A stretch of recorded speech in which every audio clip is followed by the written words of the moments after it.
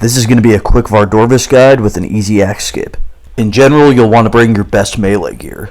BIS will be Torva with the Soul Reaper axe and the Bellator ring, as Vardorvis is weakest to slash. An Ultor ring or a Berserker ring will work fine here too. For armor, you just want to maximize DPS, so if you don't have Torva, use Bandos, and if you don't have that, use a Torso with Obby Legs. As far as weapons go, a Fang is a great option, just make sure it's on slash. A Tent Whip is a budget option, but if you're an Iron Man and for whatever reason you have a Saldor or a Scythe, but not a Fang, these are better than the Whip.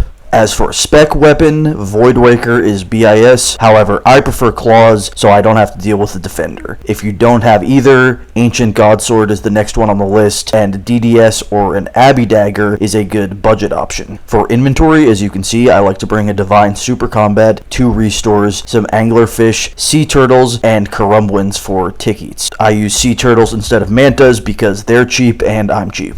I bring Book of the Dead and Runes for Thralls. The reason I only bring 2 restores is because most of the time I'll be out of food by the time I finish the restores because of the chip damage. Unless you drop supplies, in which case you'll get more prayer pots that way. As far as plugins go, I use tile indicators. True Tile helps a lot here. I use Vardorvis projectiles and put the setting on Cox so that the projectile appears as a green ball. In addition, I use Better NPC Highlights. Go to True Tile under Better NPC Highlights and type in these tile IDs. This will highlight Vardorvis' head when it pops out, and the true tile of the axes that you'll be skipping. I hide myself using Entity Hider, and highlight myself using Player Highlighter, and give myself a black outline. As far as the fight goes, I hang out in the northwest corner on the marked tile closer to the center. The orange tile I use for dodging his spike attack, and the corner tile I use for skipping axes. These are the only 3 tiles you need to mark. You will have to stay aware of where the spikes come out, as the orange tile is not always safe. You can also use the corner tile to dodge the spikes. When axes spawn, I watch the axe wind up and run to the corner tile to skip. You will have to practice the timing for this one a bit, but you'll get the hang of it. Now when the second axe is on the true tile directly in front of me, that's when I click back to the center and skip that one as well. If you get hit by an axe, they will do moderate damage, even on prayer, as well as hit you with a bleed damage effect. Vardorvis also has a Tendril special attack, and all you need to do is click on the red dots on the screen to make them go away. Make sure your melee prayer stays on during this attack or you will take big damage. I tend to spam click the boss a lot during the fight, as you can keep attacking while the tendrils are on your screen if you time it right, but this is by no means necessary. When his head pops up, you will want to switch to ranged prayer before the green projectile hits you. You will hear this sound,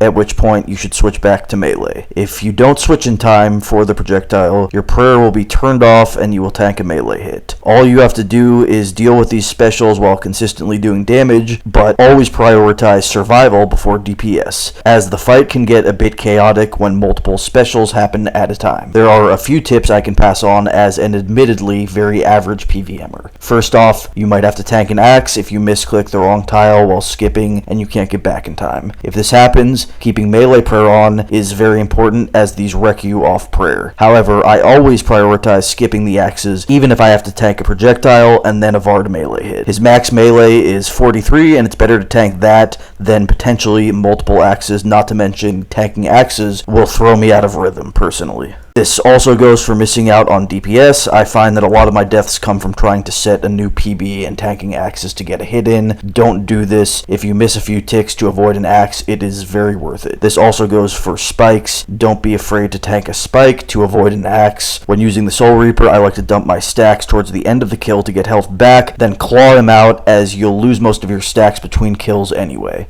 With all that being said, this boss can be very annoying, but when you get the muscle memory down, it'll become second nature. Here I have a very quick example kill, sped up to save you guys some time. Slow it down if you need.